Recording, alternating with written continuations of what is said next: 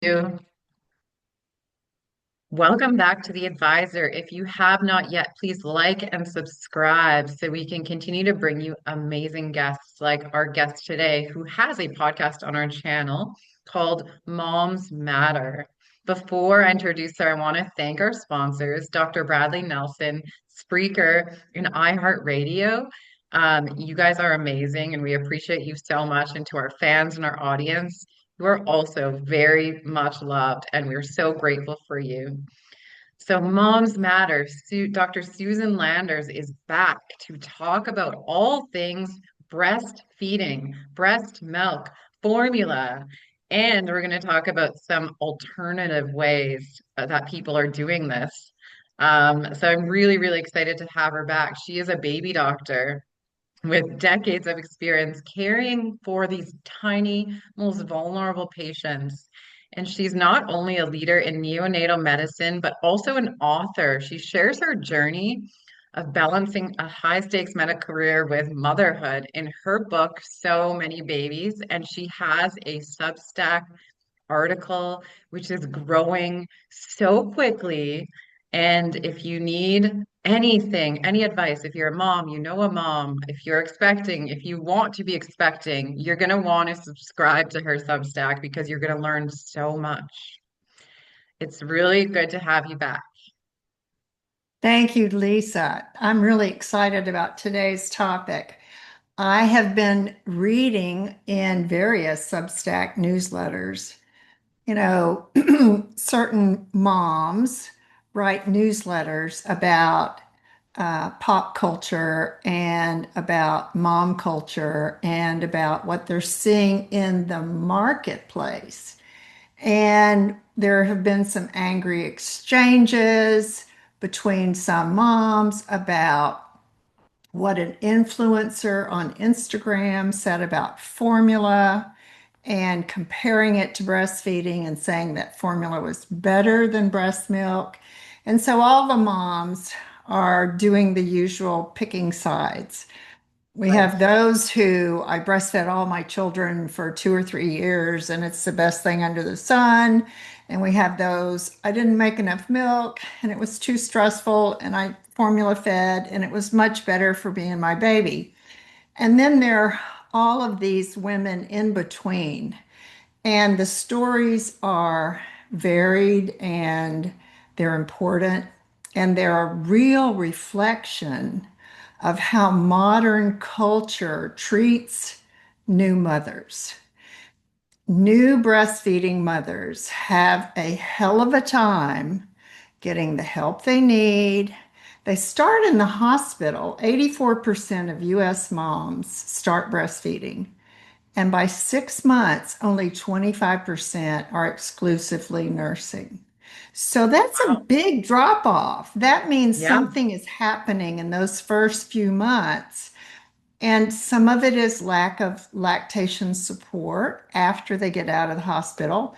Some of it is having a pediatrician who may be inclined to supplement with formula, and the mom doesn't understand how to do that. Some of it may be having a late preterm baby because they don't nurse as well. They don't generate a supply as well. Some of it may be going back to work. That is one of the biggest factors for nursing moms. You get through the first month or 2 or 3 months, if you're lucky and you're going back to work at 2 or 3 months, and you go to a workplace that's not comfortable for you to pump. There's not a private place. There's not a Right. refrigerator. There's not a sink. And, there's some laws in some states, oddly enough, Texas is one of them, that say that workplaces have to provide accommodations for working breastfeeding moms.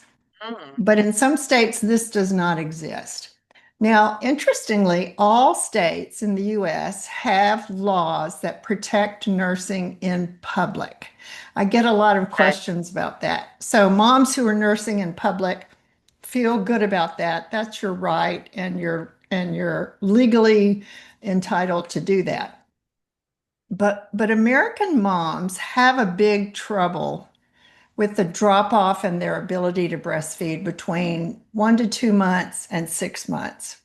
And so, formula is a big part of how we manage newborns and infants when we can't breastfeed. If we have a medical condition that prevents us from nursing, if we are taking a medication that's contraindicated, and that's very rare. Even antidepressants are compatible with breastfeeding. Almost all antibiotics are compatible with breastfeeding. And there's a lot Okay. of misunderstanding by the public that some medicines that mom takes mean you can't breastfeed. So there's a lot of information for moms to have available to them, and they don't know. They don't know all this. They just know they want to do what's best for their baby. Now, formula marketing has been around for decades.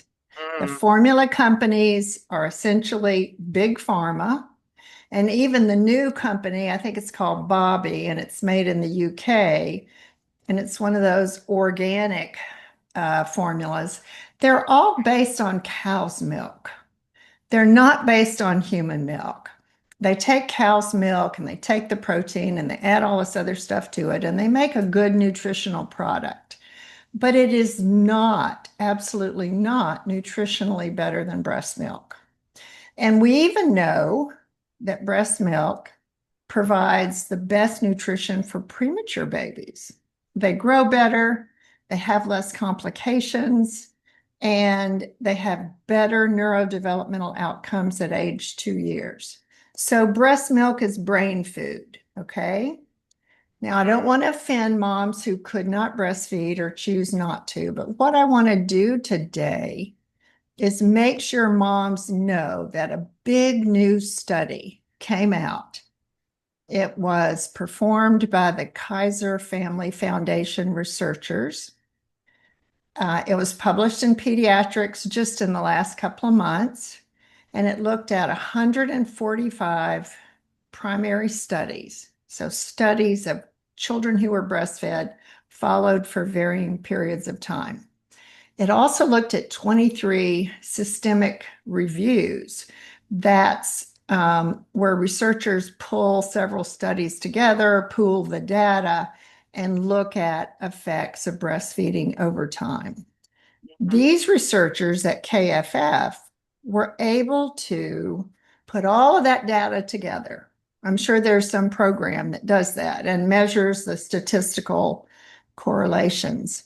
And what they found was that breastfeeding was definitely associated with less otitis media, ear infections, less gastroenteritis, diarrhea, less upper respiratory infections, that's bronchiolitis, RSV, colds, things like that. And the evidence is very good to show that more breastfeeding is protective against those conditions. And guess mm. what?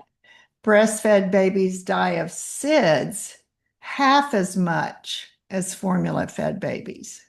That is a Wow. huge statistic.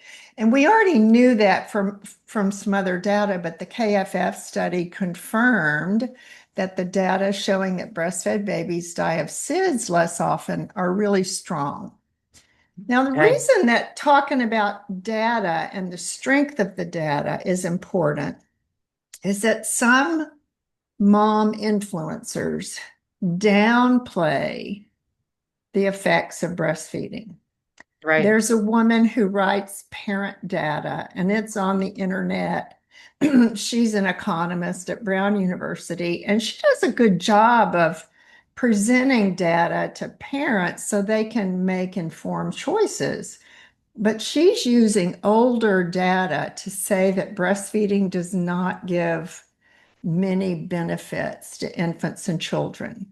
The KFF study showed that children get less type 1 diabetes, less childhood leukemia, less Wow. asthma, less asthma, less inflammatory bowel disease.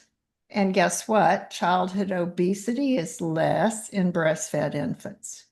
So the KFF study really solidified previous studies that tried to associate breastfeeding with better infant and child outcomes. And I think it's a rather definitive study, and it was received as a real landmark study to confirm the data. And the reason this is important is that moms need to hear true facts. They don't need to Yeah. hear an influencer saying, that's not that good. It's just a lifestyle choice. It's not a big deal. Its formula is the same or better. Moms don't need to hear misinformation. Now, some moms are going to choose not to breastfeed, and that's fine because formula is adequate nutrition for newborn babies. And formula will provide good growth for your infant and child. Now, having said that, guess what? Formula feeding is associated with childhood obesity. So we need to be very, very careful about how we frame formula feeding and how we present breastfeeding. Now, breastfeeding, I think, is best. And I've already said some moms can't do it. They try and they fail. And I want moms out there listening to just hear this one little thing. It's actually a big thing. We're mammals and we evolved over millions of years to make milk for our children, to nurse our young, like all the other mammals. And that milk provides them with the best immune protection and the best nutrition and the best food for brain growth. And so, what you're doing when you choose to breastfeed and you stick it out through a difficult first month is you're really choosing to give your baby an absolute better start. Mm. That doesn't mean, okay, let me be perfectly clear. If you can't breastfeed, you are not a bad mother. Lots of women cannot breastfeed for various medical reasons. And we can talk about that if you think that's interesting. But the main point I'm making is that moms need to know from medical experts, doctors like me, that the facts say that breastfeeding an infant is really better for their health and their physical well being. And it prevents SIDS. I mean, that's just amazing to know that the SIDS rate is half as much in breastfed babies. So I'm making the point today just to make sure that moms who are making these choices and reading these exchanges on mom websites and Instagram understand what the medical data say. Yeah, and I think you make a really good point that there's all these influencers out there that have this grasp on society and they're like these public figures. And then whatever they say, people are believing just because Yes. they're dancing in bright, shiny lights and they're telling people one thing just to sell a product or to represent a product. And it's all to make money. And that's scary because Yeah. I mean, breast milk and babies is one thing, but they do it for everything. So I think it's a really important point for Yeah. people to do their research. Right. And Right. even before we hit record, I mentioned to you a quick little story, which I think is really important to mention here, is the sale of breast milk. There's the Oh, yeah. sale of breast milk going on right now for people that, believe that they want to feed their baby breast milk or whatever, and people are actually selling their breast milk. What do you think about that? Well, I want my listeners to know that there are human donor breast milk banks all over the country and in Canada and all over Europe for that matter. And you can get donor human milk for sick infants and premature infants from all those breast milk banks. And it costs a little bit because those banks pool the milk, pasteurize the milk, which means it's sterilized, and freeze it, and they dispense it to the most vulnerable high risk babies. So the average kid down the block, full term baby whose mom wants some donor milk, probably can't qualify to get donor milk from one of those banks.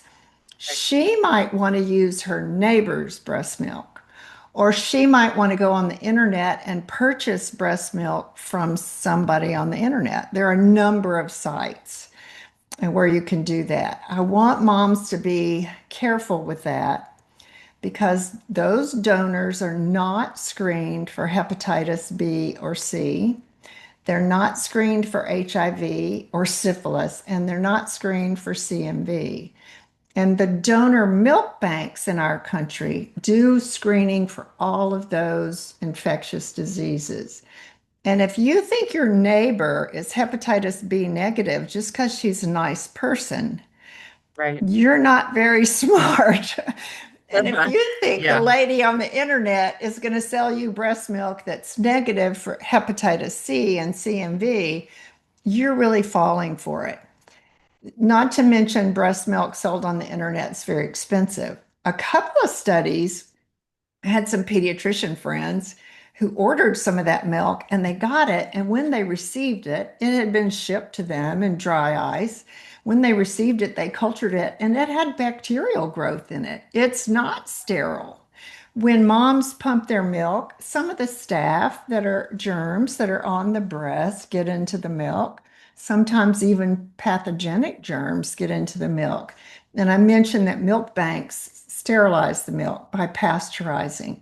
So when you're getting milk from a friend or a neighbor or on the internet, or when you're buying it on the internet, you really don't know what you're getting. So if you Right. want donor milk, try to go through one of the milk banks in the country because they make an excellent product. They don't make it, moms donate it, and they treat it with TLC. Check those moms for everything imaginable. And the moms aren't paid. No money changes hands, except that if you buy the donor milk, you're paying for the processes to pasteurize it and store it. So be very careful about breast milk purchases on the internet and about trading breast milk with your friend down the street. You may not get what you think you're getting. What if that mom's on drugs? What if that mom's on a medicine that really is contraindicated in breastfeeding? What if that mom's on an ADHD med and your kid gets a bunch of an amphetamine? What if that mom is a caffeine addict like me and your breast milk is loaded with caffeine? And so you really don't know when you trade in breast milk or when you buy breast milk online exactly what you're going to be getting. So be very careful. Yeah, no kidding. I didn't even think of that. Like the process of Yeah, pumping the bacteria on the breast, and then your baby's getting whatever's in there, and you never know. yeah, That's really, right. really scary, Well, actually. for a normal mom feeding her normal baby, it's no big deal Right. because mom gives as many antibodies against that bacteria as she does any bacteria. I want to Right. tell you another story about formula to get back to formula. If you, moms, if you go to your OB-GYN and you're pregnant, she's going to ask you to fill out a bunch of forms and whether you want to breastfeed or formula feed. And if you check off breastfeed, you're going to get in the mail coupons for formula at a discounted rate. Mm. A friend of mine did this study. If you check off formula feeding, you're not going to get coupons in the mail for What? cheap formula.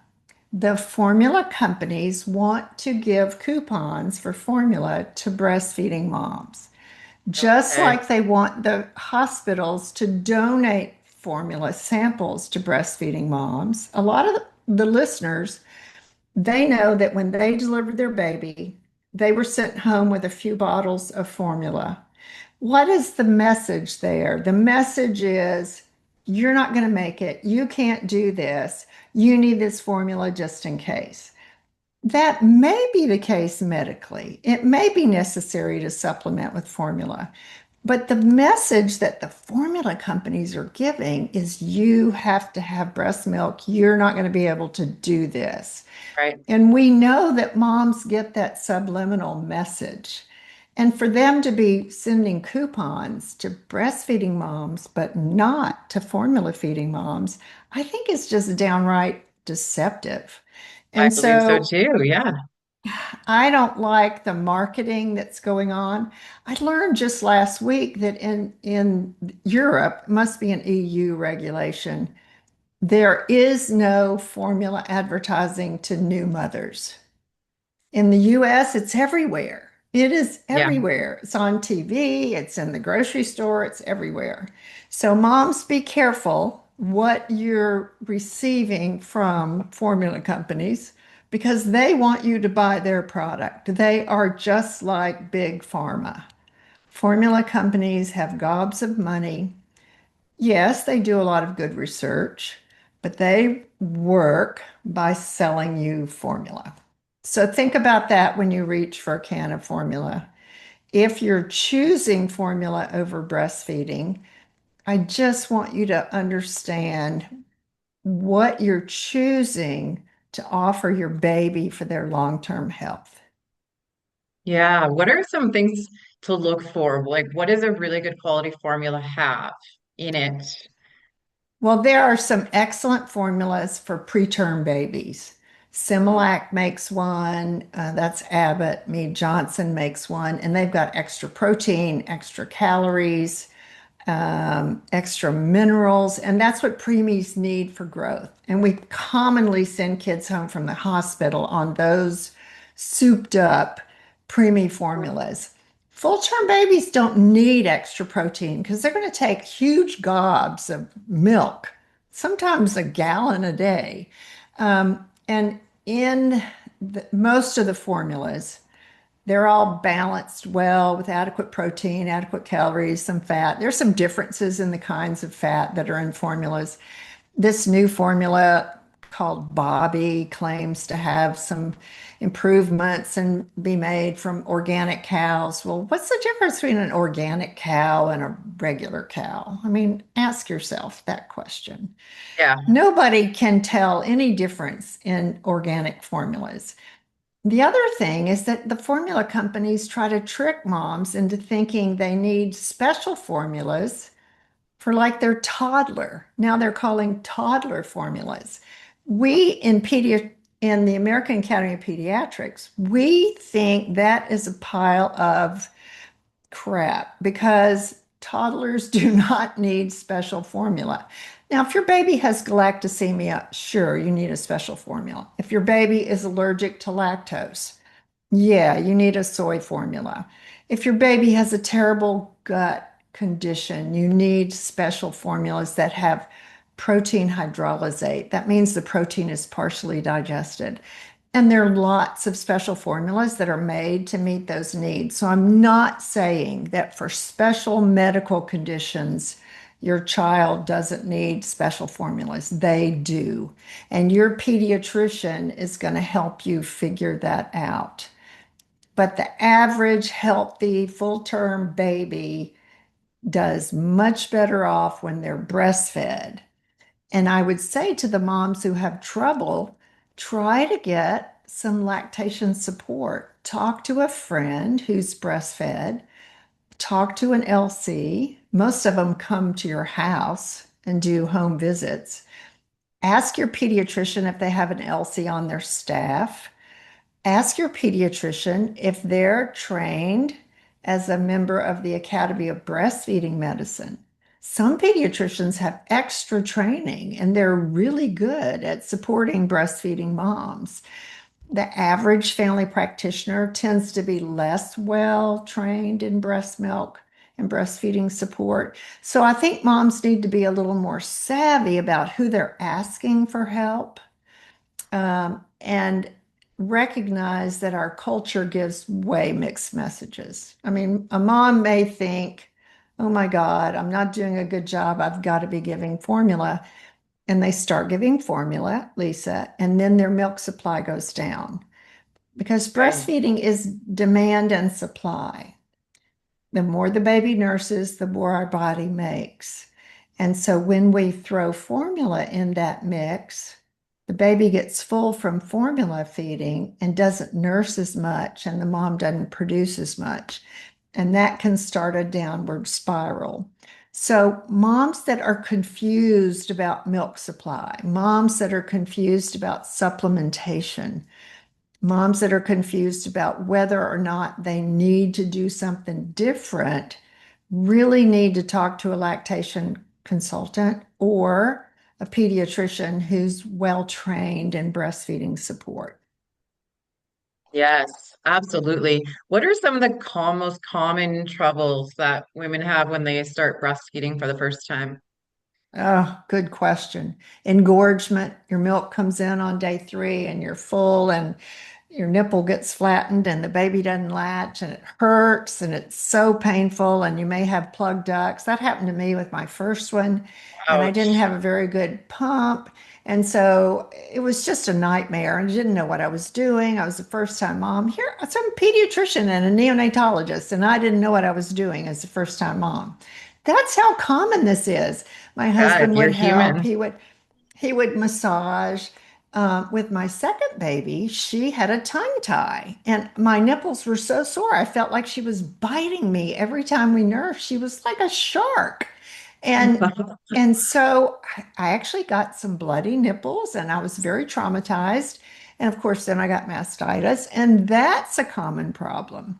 If moms get engorgement and they can't fix their engorgement, if they don't have a good pump, if they don't have somebody explaining all this to them, if they get mastitis and they think they should stop breastfeeding. In fact, you can have roaring mastitis, a bacterial infection, and nurse through it, and your baby will not get an infection.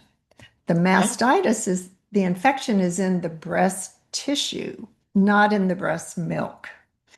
So, engorgement, sore nipples, mastitis, tongue tie. The most common problem is a perception of low breast milk production.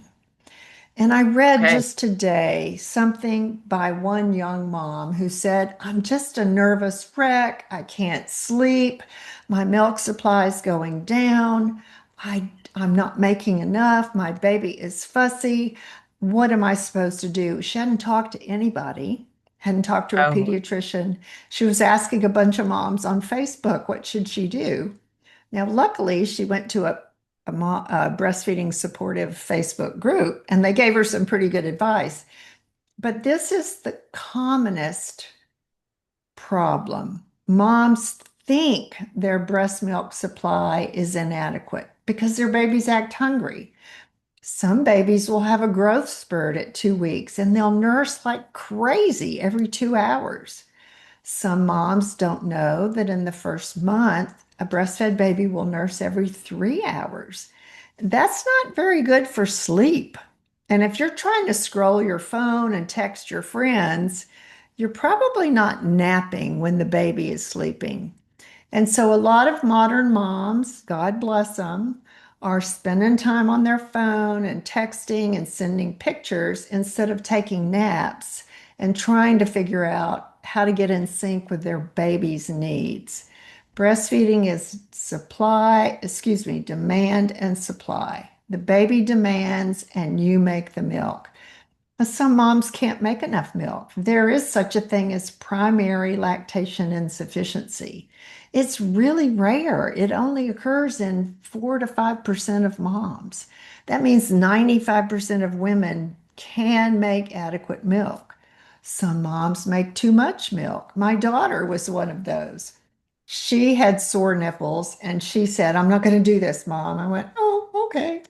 And she said, but I'm going to pump. And I said, oh, good, good. So she pumped for 10 months with each of her children. I mean, it took an amazing amount of determination to do that. I said, well, you're missing all the good stuff when they latch and they cuddle and all that. She said, I don't care. I just want them to get the breast milk. And I can hold them after we feed them a bottle of breast milk. I went, okay. And of course, they did fine. And she bonded fine. And everybody was happy and the babies grew well. She had huge milk production. She was Yeah. making enough milk for like twins. It was amazing. Wow. So there are lots and lots of different things that come up with nursing, and moms don't know because here we are, your friends.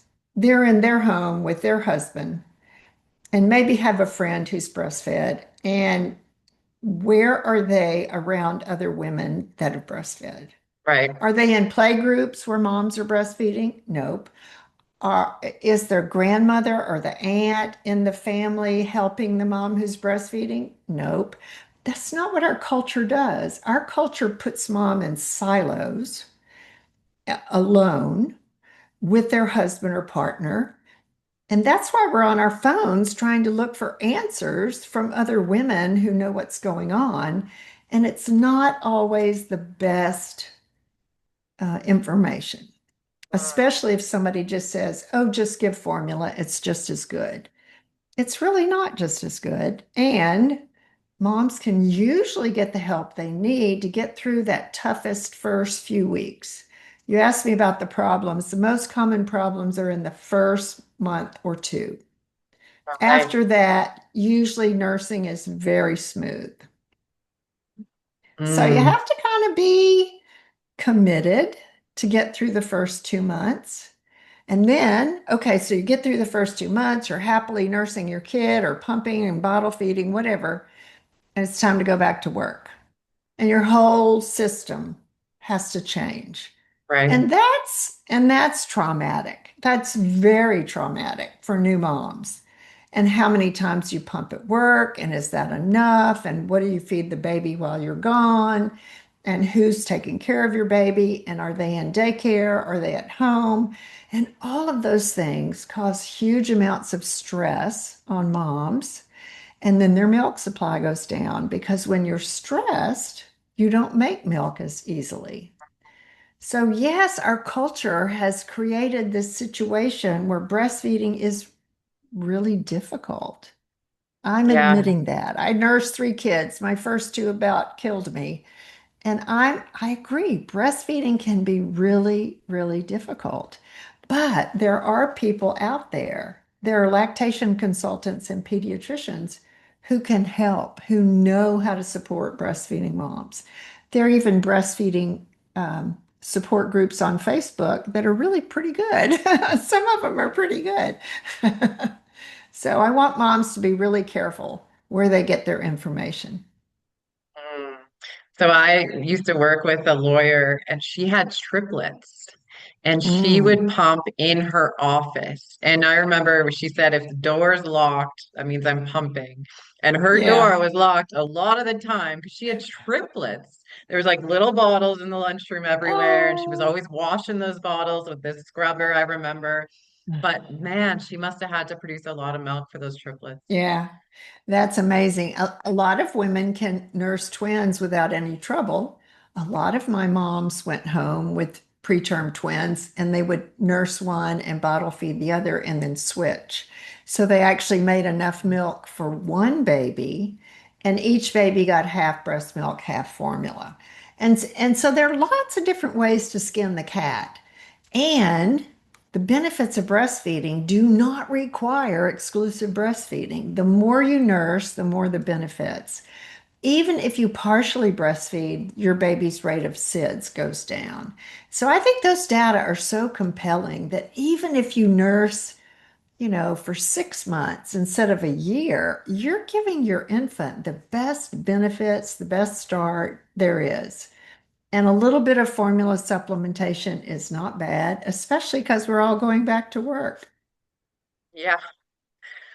Thank you for talking about all this. I have one more thing to touch on. What about the men who want to breastfeed? Because I've seen those like Oh, breasts that you can put breast milk in and the man as the baby. What are your thoughts on yeah. that? Well, some of those dads are really committed to those gadgets that allow a baby to sort of pretend nurse. But what's really happening is that the breast milk is coming via a tube, and the tube or the person is letting the milk flow at a certain rate. I think that's fine if they're that into it, but male mammals do not nurse their young. male mammals help the female.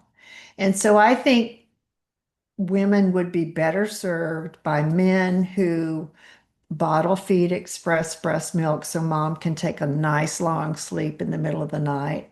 For men who help her massage her breasts when her breasts are swollen and engorged, and a man who helps her when she's exhausted get an extra nap. So I think men are more effective when they're supportive emotionally, not when they're nursing physically. But if they want to do that, all power to them. I just think it's a little silly. I hope Yeah, I didn't I'm offend picturing. anybody.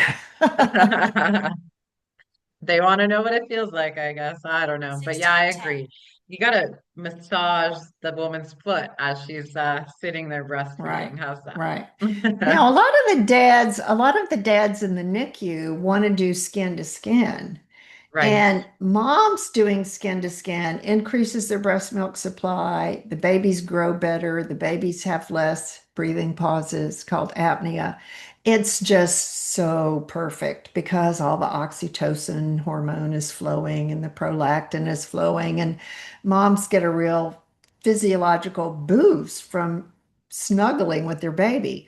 Dads want to do that too. And dads have Yeah. oxytocin, and dads love to snuggle with their babies. So if a dad is doing the breast milk feeding gadget just to be close to his baby, I guess that's fine. I guess that's wonderful because they want to see what the experience is. But it's not Mm. like the baby's ever going to nurse off of a man. So. Yeah, absolutely. Where can people find out more of your stuff and read more of your stuff? On my website, susanlandersmd.com, I have a book about um, late preterm babies because they're very hard to breastfeed. I have a book called Newborn Nurture, teaching moms how to read their baby's cues. My newsletter, Moms Matter, is free, and listeners can subscribe to that. On Instagram, I have the link to my newsletter, and my newsletter is published on Substack, but it's free. All you have to do is sign up with your email, and you can do that on my website as well. So go to susanlandersmd.com. That's the place where you can check out the books, the blogs, the newsletter. You can contact me. I love to hear from moms. I love to answer questions. Even though I'm older and retired, I still know a lot about babies and children. Thank you so much for being here today and for talking about all things breast milk. There's one last thing that popped into my head that I want to ask you What? about. What? Like a woman who has a friend that suddenly develops breast milk and she's not pregnant. I've heard of that happening before. Have you heard of that happening? Yeah, and it can be related to a pituitary tumor. Now, Mm. also, we'll see adoptive mothers pump their breasts, and some of them can induce lactation. And some of those adoptive mothers, they're not the biological mother, they did not give birth. Some of those women can produce a milk supply. There's some drugs that can be given that stimulate milk supply and stimulate letdown. And so, yes, there are some manipulations that can do that. And some women can make milk.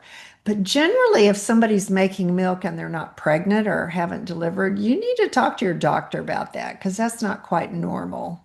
And there may be something going on in the pituitary, part Right. of the So brain. Yeah. you can't will yourself to breastfeed is No. basically what I'm asking. No, well, you can only do that if you pump your breasts and you're not pregnant and you take a medicine that helps you make milk and it requires Mm. a lot of pumping every 3 hours for Oh, 20 or wow. 30 minutes. And so some Ouch. women do that, and some adoptive mothers love that, and they can nurse maybe part of the time. So, yes, it's possible. But if it just happens all by itself, that's not normal. Okay. Thank you for clearing that up. And thanks again for being here. It's always such a pleasure. Thank you, Lisa. Yes, and to our audience, be careful out there. Don't listen to everything you're reading. Read Dr. Susan Lander's stuff because she knows her stuff and she is not selling breast milk on the internet in the black market. Until next time, have a good day, everyone, and keep those babies safe. Bye.